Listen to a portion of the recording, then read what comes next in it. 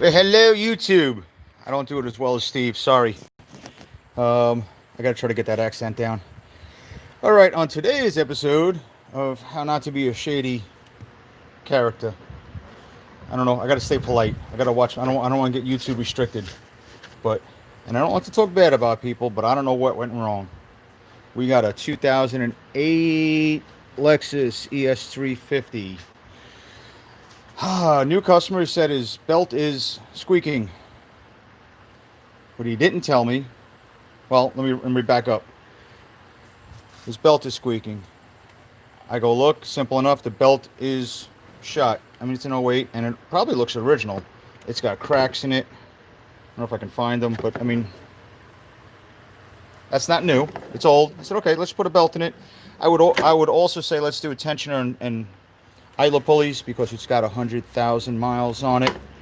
But the tensioner on this thing is many hours. So I said, well, let's go against what we would normally do, which is change everything. Let's just throw a belt on it, see if we get the squeak to go away. He said, that's odd, because I just paid a guy last month to put a belt on it, which it would have been nice if he told me up front, but he didn't, so whatever.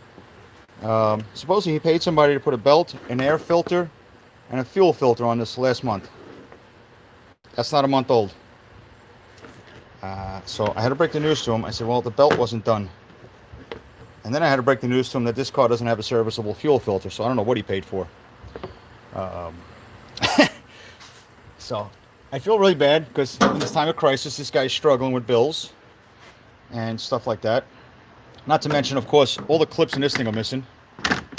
You know, they just left it like that, which is nothing. And the hood struts, of course, are blown out. God forbid.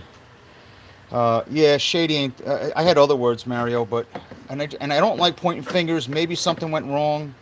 Maybe somebody forgot. I don't know. Maybe they worked on the wrong car. I don't know.